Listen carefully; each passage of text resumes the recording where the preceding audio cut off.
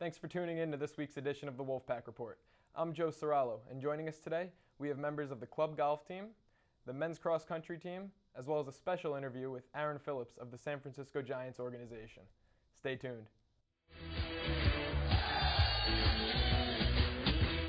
Of the San Francisco Giants organization. Aaron, thanks for joining us today. Thanks for having me.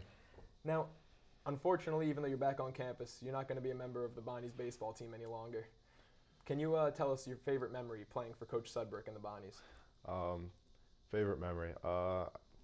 Being here for 3 years, you make a lot of friends. That's a huge part of it, but definitely it got to go with last year's team. Last year's team was such a close-knit group, and one game in particular, we were playing Rhode Island here at home, and everybody thought, they were the consensus favorite at the beginning of the season. And I had a great game against them, and it was a nice personal game, but TJ Baker hit a huge home run in that game, and I just remember the dugout went nuts. Everybody was just throwing water and jumping up and down, and just shows how close that team was. And you went, what, 7 innings in that game?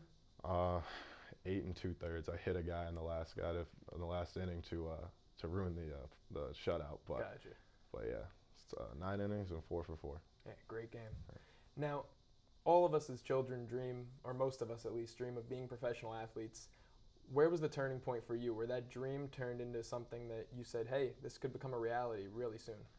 I always kind of thought that I didn't really have another idea. You always have backup plans, and school's really important. But I always thought, well, if I keep playing at the level that I'm playing at and just keep going through, then I'll be able to do what I want to do. But I'd say there were days where my dad would come home from work, and I would just be sitting out on the porch with my glove, and I wouldn't even let him go in and eat. We had to go right out and throw. So I'd say kind of growing up those days where it was like making him, work with me, and he wanted good things for me just as much as I wanted them.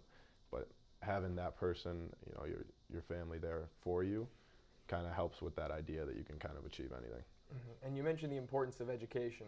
You came back here to pursue your degree. A lot of your teammates right now are at instructionals down in Arizona. What was the driving force for you coming back?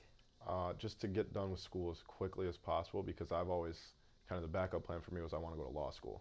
Mm-hmm. So getting my undergrad, you can get whatever degree, going into law school, but getting your undergrad will help kind of not put law school off to the side. Actually, I'm going to Cornell's Law Day on Tuesday.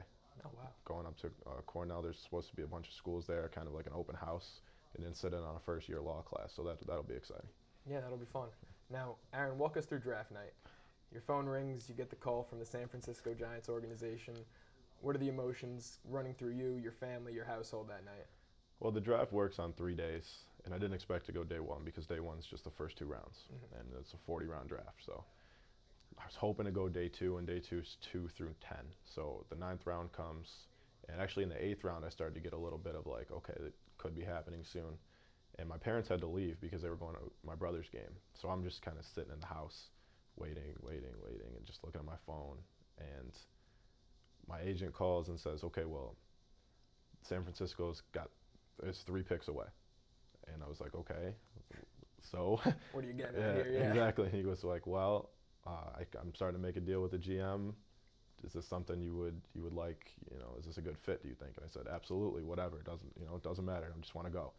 And literally within 5 minutes, 3 picks later, name was off the board, and then I got the call from the scout that actually had drafted me, and then the phone blows up and everybody's, congratulating you, and you don't even have time to really think about it because you just want to, go talk to your family and, explain to them what happened. Yeah.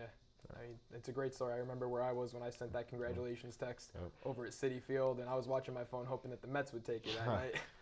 But unfortunately, it didn't work out that way. I would have gone with any team. Now, what a lot of people don't know is that minor league baseball isn't as glorious as people make it out to seem. There's long bus rides, cheap motel stays. What about minor league baseball, though, makes it so special?